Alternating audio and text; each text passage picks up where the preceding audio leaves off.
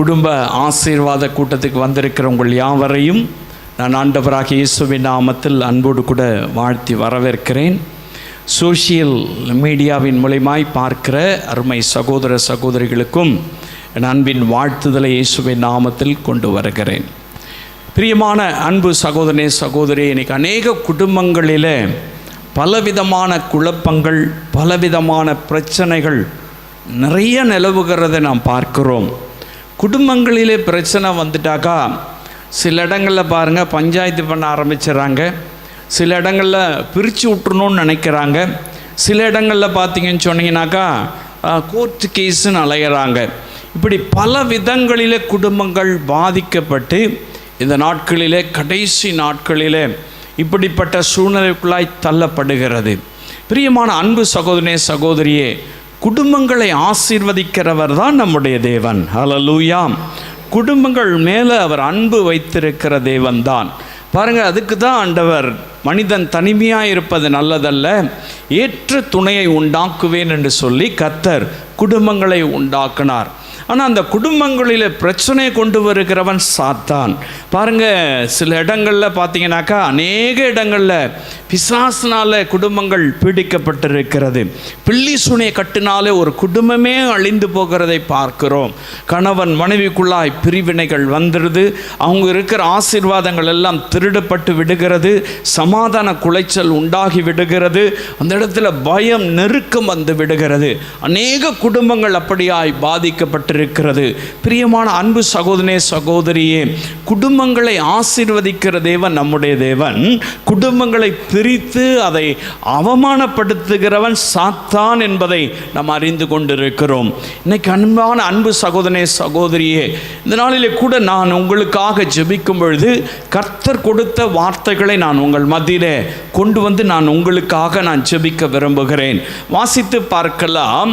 2 ராஜாக்களின் புத்தகத்தில் 4ஆம் அதிகாரம் 1 7 வசனங்களை நாம் வாசித்து பார்க்கும் பொழுது, 2 ராஜாக்கள் 4ஆம் அதிகாரம் 1 7 வசனங்கள் வாசித்து பார்க்கும் பொழுது, இங்கு ஒரு தீர்க்கதரிசியினுடைய மனைவியை குறித்து சொல்லப்பட்டிருக்கிற ஒரு சம்பவத்தை குறித்து, ஒரு குடும்பத்தை குறித்து நாம் இங்கு வாசிக்க முடிகிறது. வாசிக்கலாம். தீர்க்கதரிசிகளுடைய புத்திரரில் ஒருவனுக்கு மனைவியாய் இருந்த ஒரு ஸ்திரீ எலிசாவை பார்த்து உமது அடியானாகிய என் புருஷன் இறந்து போனான், உமது அடியான் கர்த்தருக்கு பயந்து நடந்தான் என்பதை அறிவீர். கடன் கொடுத்தவன் இப்பொழுது என் 2 குமாரரையும் தனக்கு அடிமைகளாக்கி கொள்ள வந்தான் என்றாள். எலிசா அவளை நோக்கி நான் உனக்கு என்ன செய்ய வேண்டும்? வீட்டில் உன்னிடத்தில் என்ன இருக்கிறது சொல் என்றான். அதற்கு அவள் ஒரு குடம் எண்ணெய் அல்லாமல் உமது அடியாளுடைய வீட்டில் வேறொன்றும் இல்லை என்றாள். அப்பொழுது அவன் நீ போய் உன்னுடைய அயல் வீட்டுக்காரர் எல்லாரிடத்திலும் அநேக வெறும் பாத்திரங்களை கேட்டு வாங்கி உள்ளே போய் உன் பிள்ளைகளுடன் உள்ளே நின்று கதவை பூட்டி அந்த பாத்திரங்கள் எல்லாவற்றிலும் வார்த்து நிறைந்ததை ஒரு பக்கத்தில் வை என்றான். அவள் அவரிடத்திலிருந்து போய் தன் பிள்ளைகளுடன் கதவை பூட்டிக் கொண்டு இவர்கள் பாத்திரங்களை அவளிடத்தில் கொடுக்க அவள் அவைகளில் வார்த்து வார்த்தாள். அவள் அவைகளில் வார்த்தாள். அந்த பாத்திரங்கள் நிறைந்த பின் அவள் தன் மகன் ஒருவனை நோக்கி இன்னும் ஒரு பாத்திரம் கொண்டு வா என்றாள். அதற்கு அவன் வேறே பாத்திரம் இல்லை என்றான். அப்பொழுது எண்ணெய் நின்று போயிற்று. அவள் போய் தேவனுடைய மனுஷனுக்கு அதை அறிவித்தாள். அப்பொழுது அவன் நீ போய் அந்த எண்ணெயை விற்று கடனை தீர்த்து மீந்ததை கொண்டு நீயும் உன் பிள்ளைகளும் ஜீவனம் பண்ணுங்கள் என்றான். கர்த்தருடைய பரிசுத்த நாமத்துக்கு மகிமை உண்டாவதாக. ஒரு அழகிய குடும்பம். அந்த குடும்பம் ஒரு ஊழியக்காரருடைய குடும்பம், ஒரு தீர்க்கதரிசனுடைய குடும்பம். ஒரு கணவன், ஒரு மனைவி, 2 ஆண் பிள்ளைகள் அந்த குடும்பத்திலே இருக்கிறார்கள். அவர் சந்தோஷமாய் வாழ்ந்து கொண்டிருக்கிறார்கள். அவர்கள் கர்த்தரை தெரிந்து கொண்ட, கர்த்தருடைய வார்த்தைக்கு செவி கொடுக்கிற ஒரு நல்ல குடும்பம். அந்த குடும்பம் அவ்வளவு ஆசீர்வாதமாய் இருந்திருக்கிறபடினாலே தான் தீர்க்கதரிசிகளின் புத்திரரில் ஒருவன் என்பதாக வேதம் சொல்லுகிறது. அவனை தேடி அநேகர் வந்திருப்பாங்க. அந்த குடும்பத்துக்கு அநேக ஆசீர்வாதங்கள் கிடைச்சிருக்கும். அந்த குடும்பத்தில் அநேக நன்மைகள் கிடைச்சி அவன் மூலிமா ஏராளமான ஆசீர்வாதத்தை அந்த பகுதியில் இருக்கிற மக்கள் பெற்றுக்கொண்டிருப்பாங்க. கர்த்தரை அறிந்து கொண்டிருப்பாங்க. அவர் அப்படிப்பட்ட ஒரு ஊழியம் செய்கிறவராக அந்த ஊழியக்காரர் அந்த இடத்துல இருக்கிறார். ஆனால் என்ன நடக்கிறது பாருங்க, ஒரு குடும்பத்தில் திடீர்னு பிரச்சனை வரும். திடீர்னு தான் பிரச்சனை வரும். எல்லாம் நல்லா இருக்குது அப்படின்னு நினச்சிட்டு உலக பிரகாரமாக ஓடினாக்கா திடீர்னு எங்கேயோ இழுக்கும், எங்கேயோ பிரச்சனை வரும். இந்த நல்ல குடும்பத்தில் திடீர்னு ஒரு பிரச்சனை வந்துருச்சு. என்ன பிரச்சனை? ஒரு மரணம்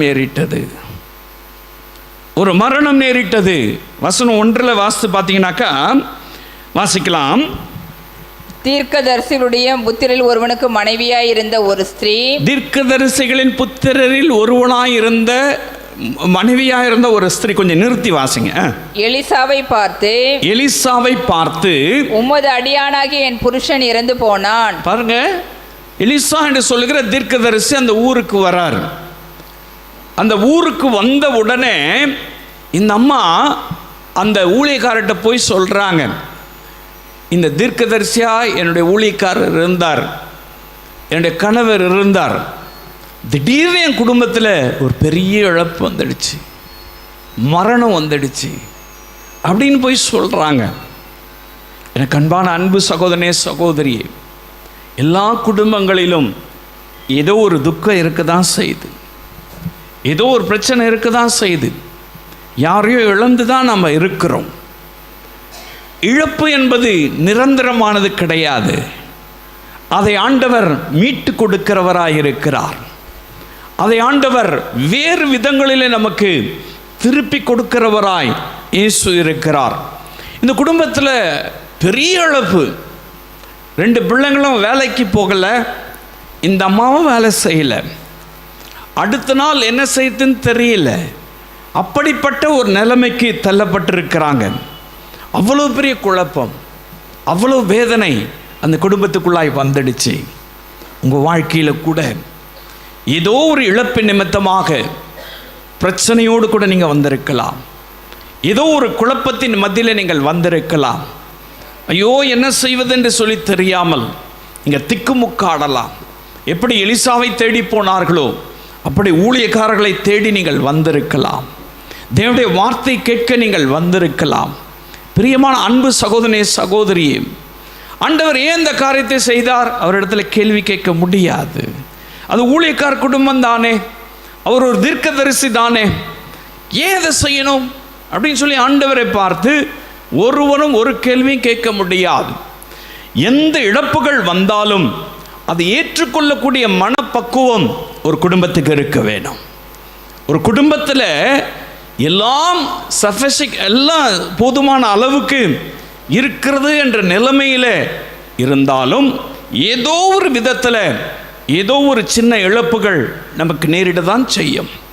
அதை ஆண்டவர் அனுமதிக்கிறார், அதை ஆண்டவர் செய்திருக்கிறார் என்று சொல்லி அதை அக்செப்ட் பண்ணிக்க தெரிஞ்சுக்கணும். முதல்ல தேவனுடைய பிள்ளைகள் அதை முழுவதுமாய் அதை புரிந்து கொண்டாதான் குடும்பம் ஆசீர்வாதமாக இருக்கும்.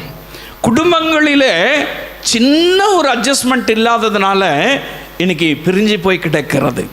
அநேக குடும்பங்களிலே நீ பெரியவனா நான் பெரியவனான்னு சொல்லிட்டு கணவன் மனைவி பிரிஞ்சு போயிருக்கிறாங்க. எல்லா பிள்ளைகள் அனாதைகளாக்கப்பட்டிருக்கிறாங்க. சில இடங்களில் வயதான பெற்றோர்கள் ஆர்ஃபனேஜில் கொண்டு போய் விட்டுடுறாங்க, அனாதை இல்லங்களில் விட்டுடுறாங்க. இப்படிப்பட்ட சூழ்நிலைகள் இந்த உலகத்தில் கண்கூடாய் நாம் பார்த்து கொண்டிருக்கிறோம். பிரியமான அன்பு சகோதரனே சகோதரியே, உங்கள் குடும்பத்திலும் கூட ஏதோ ஒரு குறை இருக்கலாம், ஏதோ ஒரு இழப்பு ஏற்பட்டு இருக்கலாம், ஏதோ ஒரு பிரச்சனை வந்திருக்கலாம். அதனால் பின்மாற்றமாக போயிடாதீங்க. எந்த சூழ்நிலையிலும் கர்த்தர் தவறு செய்கிறவர் அல்ல, இயேசு தவறு செய்கிறவர் அல்ல. இந்த குடும்பம் மிகப்பெரிய பாதிப்புக்குள்ளாய் கடந்து போனது. அவளுடைய துக்கம் மிகப்பெரியதாக இருந்திருக்க வேணும். ஆனாலும் ஊழியக்காரனிடத்தில் ஆலோசனை பெறும்படியாய் கடந்து போகிறார்கள். ஏன் நடந்தது, எப்படி நடந்தது என்பதை அவர்கள் ஊழியக்காரனிடத்தில் கேட்கல. அவங்களுடைய விசுவாசம் கர்த்தரனை நடத்துவார் என்று சொல்லுகிற விசுவாசம் அவங்களுக்குள்ளே இருந்ததுனால தான் ஊழியக்காரனிடத்தில் ஆலோசனை கேட்கும்படியாய் போகிறார்கள். எனக்கு அன்பான அன்பு சகோதரனே சகோதரியே, இன்னைக்கு அநேக குடும்பங்களில் இழப்புகள் வந்துவிட்டால் கோர்ட்டுக்கு போகிறோம், அல்லது பஞ்சாயத்து செய்கிறதுக்கு போகிறோம், அல்லது பெரிய பெரிய ஆட்களை பார்த்து பேசி அதை கரெக்ட் பண்ணலான்னு பார்க்குறோம், என்னென்னோ காரியத்தை செய்கிறோம். உங்கள் சபையில் இருக்கிற ஊழியக்காரத்தில் போய் ஆலோசனை கேட்குறீங்களா? உங்கள் சகோதரிடத்தில் ஆலோசனை கேட்குறீங்களா? தேவ மனிதனிடத்தில் ஆலோசனை கேட்குறீங்களா? இந்த அம்மா அந்த இழப்புகளின் மத்தியில் ஆலோசனை கேட்கும்படியாய் எலிசாவிடத்தில் வருகிறார்கள். எனக்கு அன்பான அன்பு சகோதரனே சகோதரியே, 1999 ஆண்டு கிரகாம் ஸ்டெயின் என்று சொல்லுகிற ஒரு தேவ மனிதனை குறித்து நாம் அறிந்திருக்கிறோம். ஒரிசா மாநிலத்தில் குஷ்டரோகிகளை தொட்டு அவர்களுக்கு மருந்திட்டு அவர்களை பாதுகாத்து வந்த ஒரு மிஷனரி, ஆஸ்திரேலியாவிலிருந்து வந்த ஒரு மிஷனரி. ஒரு அழகிய குடும்பம் அது. ஒரு கணவன், ஒரு மனைவி, 2 ஆண் பிள்ளைகள், ஒரு பெண் பிள்ளை அந்த குடும்பத்தில் இருந்தது. அவர்கள் இந்தியாவை நேசித்து இந்திய தேசத்தில் இயேசுவை அறிவிக்க வேண்டும். இந்திய தேசத்தில் ரொம்பவும் பேக்வர்டாக இருக்கிற, ரொம்பவும் பின்தங்கி இருக்கிற ஒரிசா மாநிலத்தில் இருக்கிற மக்களுக்கு சேவை செய்ய வேண்டும் என்று சொல்லுகிற நல்ல எண்ணத்தோடு கூட அவர்கள் வந்து கர்த்தருடைய ஊழியத்தை செய்து கொண்டிருக்கிறார்கள். ஊழியம் செய்து கொண்டிருக்கும் பொழுது திடீரென்று சொல்லி அங்கே இருக்கிற பொல்லாத நபர்கள், கிறிஸ்தவ எதிர்ப்பாளர்கள், இயேசுவை அறிவிக்கக்கூடாது என்பதற்காக, இவர் இங்கே ஊழியம் செய்யக்கூடாது என்பதற்காக என்ன ஊழியம் செஞ்சாரு? கைகள் முடங்கி கிடக்கிறவர்கள், படுத்த படுக்கையாய் கிடக்கிறவர்கள், ரத்தம் சீழும் வடிகிற நபர்கள், அவர்களை போய் அழைத்து கொண்டு வந்து அவர்களை தொட்டு அந்த காயங்களில் எல்லாம் மருந்திட்டு அவர்களை பராமரித்து இயேசுவின் அன்பை வெளிப்படுத்தின ஒரு ஊழியக்காரர். இந்து அல்லது தீவிரவாத அமைப்பினர் அவரும் அவருடைய 2 பிள்ளைகளும் ஊழியத்துக்காக புறப்படுகிற நேரத்தில் திடீரென்று மடக்கி அவர்களை அப்படியே அந்த காரோடு கூட கொளுத்தி கொன்றார்கள், எரித்து கொன்றார்கள். நமக்கெல்லாம் தெரியும். அந்த நாளில் வந்த பேப்பர்லெல்லாம் சொல்லியிருந்தது இந்தியாவினுடைய கருப்பு தினம் என்று குறிப்பிட்டிருந்தார்கள். 2 பிள்ளைகளும் துடிதுடிக்க, அந்த ஊழியக்காரர் துடிதுடிக்க அந்த நெருப்பில் அவர்கள் தங்களுடைய ஜீவனை விதையாக விதைத்தார்கள். எனக்கு அன்பானவர்களே, அவங்க ஊழியம் செய்யத்தானே வந்தாங்க. அவங்க யாரும் எதிர்பார்த்து வரலையே. யாருன்னா எதனா கொடுப்பாங்கன்னு வந்தாங்களா? காணிக்கு எதிர்பார்த்து வந்தாங்களா? எதனா செய்வாங்கன்னு வந்தாங்களா? அவங்க கொடுக்கறதுக்காக, அவங்க சேவை செய்வதற்காக, இயேசுவின் அன்பை சொல்லுவதற்காக அந்த குடும்பத்தை கர்த்தர் அழைத்தார். அவங்க அந்த தியாகத்தோடு இந்தியாவை நேசித்து, இந்தியாவில் இருக்கிற ஒரிசா மாநிலத்தை நேசித்து, அந்த ஒரிசா மாநிலத்தில் இருக்கிற லெப்ரசிஸை நேசித்து அவர்கள் வந்து ஊழியம் செய்ததனால் தன் கணவனையும் 2 பிள்ளைகளையும் அப்படியே திடீரென்று பறி கொடுத்தார்கள். திடீரென்று மரித்து போனார்கள். அந்த குடும்பம் எப்படி இருக்கும் யோசிச்சு பாருங்க. அவங்களுக்கு அநேக கேள்விகள் இருதயத்தில் வந்திருக்கும். அநேக கேள்விகள் அந்த அம்மாவுக்கு வந்திருக்கும். வாலிப பெண், சின்ன பொண்ணு, அந்த பொண், உங்களுக்கு அநேக வருத்தம் அவருடைய இருதயத்தில் உண்டாயிருக்கும். எனக்கு அன்பானவர்களே, அந்த அம்மாகிட்ட அவங்களை எரித்த செய்தியை சொன்ன உடனே இருதையெல்லாம் துக்கப்பட்டு அழுதார்கள். அவங்க சொன்ன முதல் வார்த்தை என்ன தெரியுமா? நான் மன்னித்துட்டேன், அதை செய்தவர்களை நான் மன்னித்துட்டேன் அப்படின்னு சொல்லி மனதார அவர்கள் சொன்னாங்க. நம்முடைய வாழ்க்கையில், நம்முடைய குடும்பத்தில் ஏதாவது ஒரு இழப்பு ஏற்பட்டுட்டா ஆண்டவரை எப்படி துக்கப்படுத்துகிறோம்? என்னென்ன கேள்வி கேட்கிறோம்? எவ்வளவு அவரை கடினப்படுத்துகிறோம்? இயேசு தவறு செய்துட்டாரா? இயேசு தான் கொளுத்த வச்சாரா? இல்லை. எனக்கு அன்பானவர்களே, கோதுமை மணி நிலத்தில் விழுந்தால் ஒழிய பலன் தராது. ஆண்டவர் விதைத்திருக்கிறார், ஆண்டவர் விதைத்திருக்கிறார். அந்த அம்மா அதை புரிஞ்சுக்கிட்டாங்க. அவங்க சொன்ன முதல் வார்த்தை, நான் உங்களை மன்னிச்சிட்டேன். 2வது வார்த்தை, நாளைக்கு என்ன செய்வேன்னு சொல்லிட்டு கவலைப்படலை. என் ஆண்டவராகிய இயேசு உயிரோடு இருக்கிறார், அவர் என்னை நடத்துவார், அவர் என்னை நடத்துவார். 3வது ஒரு காரியத்தை சொன்னாங்க, நான் திரும்பி என்னுடைய தேசத்துக்கு போவதில்லை, இதே இடத்துல நான் ஊழியம் செய்வேன். ஸ்டில் இன்றைக்கும் அவர்கள் அங்கே ஊழியம் செய்திருக்கிறாங்க. எனக்கு அன்பான அன்பு சகோதரனே, சகோதரி, நம்ம குடும்பத்தில் அப்படியெல்லாம் நடந்திருக்கா? துக்கப்படுறோமே, ஆண்டவர் அதை செஞ்சிட்டார், அதை செஞ்சிட்டான்னு சொல்லிட்டு கவலைப்படுறோமே. சின்ன ஒரு காரியம் நடந்துட்டா வேதனைப்படுறோமே. இன்னைக்கு அநேக குடும்பங்களில் பிரச்சனைக்கு காரணம் ஏதோ ஒரு இழப்பு ஏற்பட்டால் அதை தாங்கிக் கொள்ளக்கூடிய மனம் இல்லை. கடைசி காலத்தில் நிற்கிறோம், கடைசி காலத்தில் நிற்கிறோம். எந்த இடத்துலையும் நமக்கு சேஃப்டி கிடையாது. பூகம்பங்கள் அங்கங்கு ஏற்பட்டு கொண்டிருக்கிறது, பேரழிவுகள் அங்கங்கு வருகிறது. காலையில் எழுவோம் என்று சொல்கிற நிச்சயமில்லாத ஒரு வாழ்வு. எங்கு திரும்பினாலும் ஆபத்து, எங்கு திரும்பினாலும் பிரச்சனைகள். அந்த கடைசி காலத்திலே தான் கர்த்தர் உங்களையும் என்னையும் ஒரு குடும்பமாய் கர்த்தர் தெரிந்து கொண்டிருக்கிறார். இழப்புகள் ஏற்பட்டாலும் கர்த்தர் நம்மை நடத்தி செல்வார். இந்த குடும்பம் இழப்பின் மத்தியிலே தத்தளிக்கிறது. மிகுந்த உபத்திரவம் அவளுக்கு. கிரகாம் ஸ்டெயினுடைய குடும்பம் எவ்வளவு உபத்திரவத்தை அனுபவித்திருக்கும், எவ்வளவு துக்கத்தை அவர்கள் சுமந்திருப்பார்கள். யோசித்து பாருங்க. இந்த சின்ன பிள்ளைங்க, சின்ன பிள்ளைங்க நடந்த சம்பவம் இது. கடந்த 22ஆம் தேதி தான் அவர்கள் இறந்து 25 ஆண்டுகள் கடந்து விட்டது. அவர்கள் விதைக்கப்பட்டு 25 ஆண்டுகள் கடந்து விட்டது. ஆனால் இன்றைக்கு ஒரிசாவில் எதிர்ப்புகள் எவ்வளவு இருந்தாலும் சரி, நம்மை சார்ந்திருக்கிற ஒரு தம்பி கூட அங்கு மிஷனரியாய் கர்த்தருடைய ஊழியத்தை செய்கிறார். ஹல்லேலூயா. நம்ம எபி தம்பி சகோதரனுடைய நண்பர், ஃப்ரெண்டு, அநேக சபைகளை ஸ்தாபிக்க அறுவடை, அந்த விதை தான் இன்னைக்கு பலன் தருகிறது. பிரியமான அன்பு சகோதரனே, சகோதரியே, அந்த அம்மாவை நடத்துகிற கர்த்தர் உங்களை நடத்த மாட்டாரா? உன்னை பயந்துட்டு ஓடிட்டாங்களா? அந்த தீவிரவாதம் எங்கேயும் போயில்ல, அந்த அமைப்பினர் எங்கும் போயில்லை, அங்கே தான் இருக்கிறாங்க. இன்னும் உங்களுடைய குணத்தை மாற்றிக்கல, இன்னும் அந்த போராட்டங்கள் தொடர்ந்து கொண்டு தான் இருக்கிறது.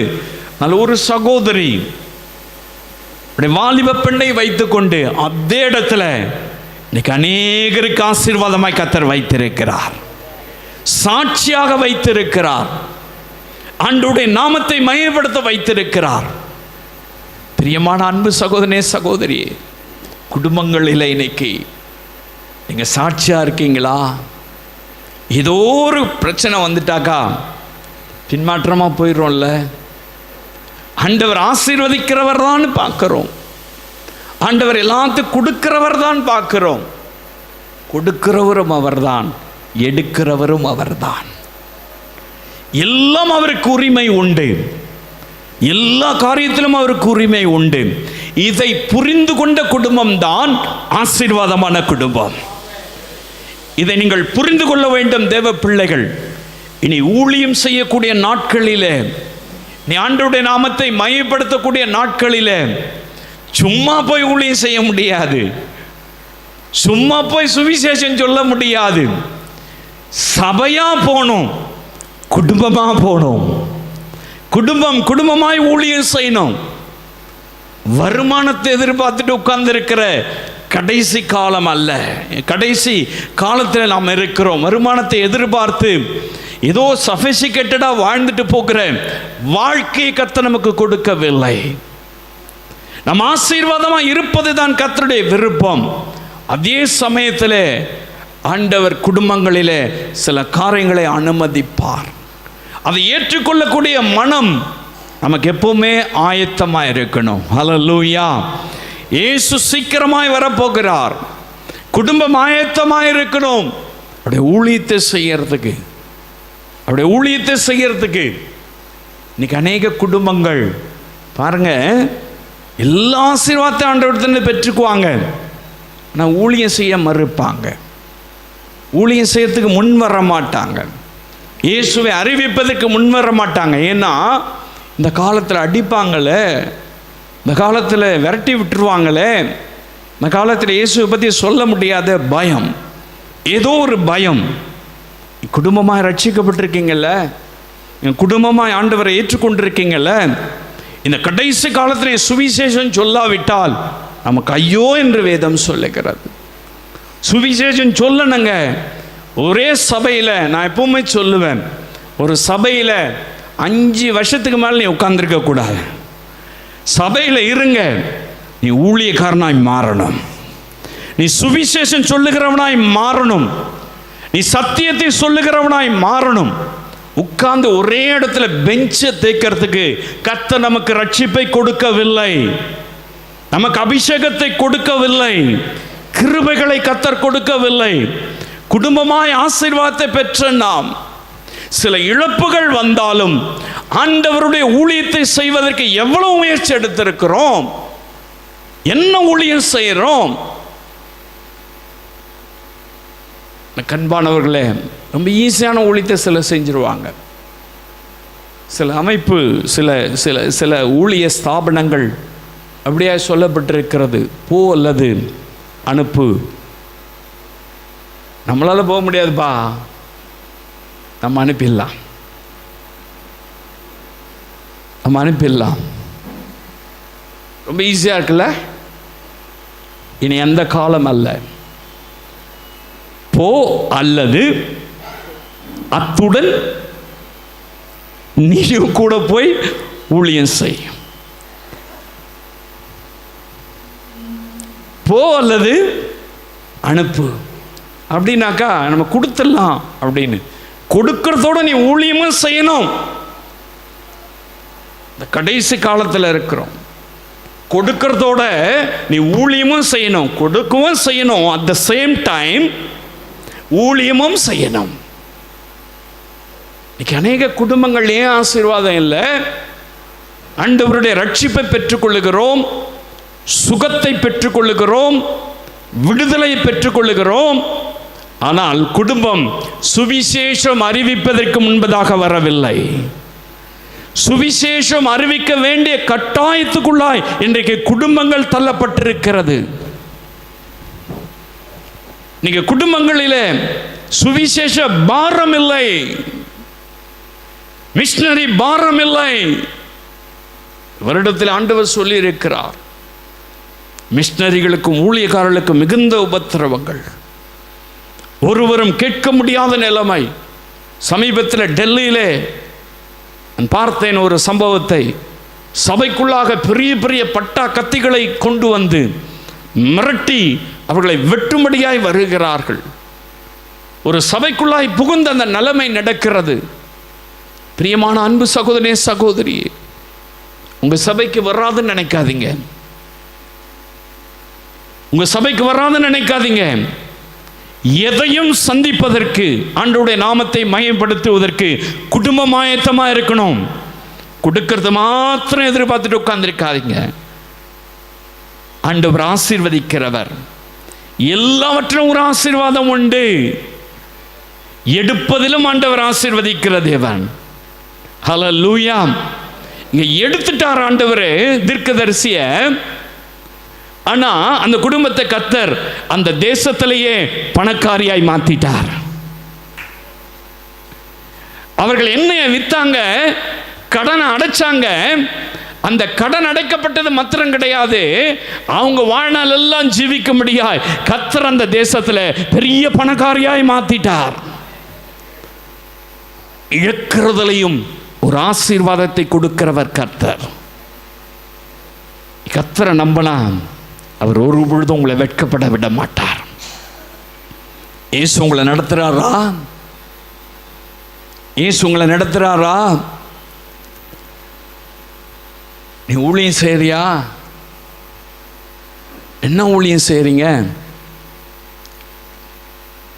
என் பிள்ளைங்களை படிக்க வைக்கிறது தான் ஊழியம் கிடையாது. பிள்ளைங்களை பெரிய பெரிய ஆட்களை ஆக்கிறது தான் ஊழியம் கிடையாதுயா. அது எல்லாம் செய்கிறான். பிள்ளைங்களை பெரிய ஆளாக்கிடணும், அந்தஸ்தில் பெரிய அந்தஸ்தில் உட்கார வச்சிடணும். நல்லது, முயற்சி பண்ணுங்க. நம்ம பிள்ளைங்க நல்லா படிக்கணும், நல்ல இடத்துக்கு வரணும், வேணும். ஆனால் அது நோக்கம் கிடையாது. அந்த பிள்ளைகளுக்காக எடுக்கிற முயற்சியில், நீங்கள் படிப்புக்காக எடுக்கிற முயற்சியில் சத்தியத்தை சொல்வதிலும், வசனத்தை சொல்லுவதிலும், ஆவிக்குரிய ஜீவியத்தை நடத்துவதிலும், ஆவிக்குரிய கூட்டங்களுக்கு அழைத்து வருவதிலும் எவ்வளவு அக்கறை காட்டுறீங்க? எப்படி நீங்க ஊழியம் செய்றீங்க? குடும்பமாய் எப்படி குடும்பத்தை கர்த்தர் ஆசீர்வதிப்பார்? பிள்ளைங்க ஆசீர்வாதமா இருக்கணும், பிள்ளைங்களாம் சுகமா இருக்கணும். ஏன்னா வியாதி பட்டுட்டா ஊழியக்காரிட்ட வரும், பிள்ளைங்க படிக்கலைன்னா ஊழியக்காரிட்ட வரும், பிள்ளைங்களுக்கு அதுவா இதுவா ஊழியக்காரிட்ட வரும். பிள்ளைங்களுக்கு சத்தியத்தை சொல்லியிருக்கீங்களா? சுவிசேஷம் அறிவிக்கப்பட்டிருக்கிறதா? என் அன்பு சகோதரனே, சகோதரியே, குடும்பமாய் கர்த்தர் ஆசீர்வதிக்கணும் அப்படின்னு சொன்னா, இந்த கடைசி காலத்தில் என்ன நடந்தாலும் சரி, எந்த சூழ்நிலைகள் வந்தாலும் சரி, நீங்கள் ஆண்டவரை விட்டு பிரியாமல் கர்த்தருடைய வார்த்தையை பிடித்து கொண்டு கர்த்தருடைய சத்தியத்தில் நின்று நீங்கள் அவருடைய ஊழியத்தை செய்யும் பொழுது கட்டாயம் இழந்ததை ஆண்டவர் திரும்ப கொடுத்துருவார். ஹல்லேலூயா.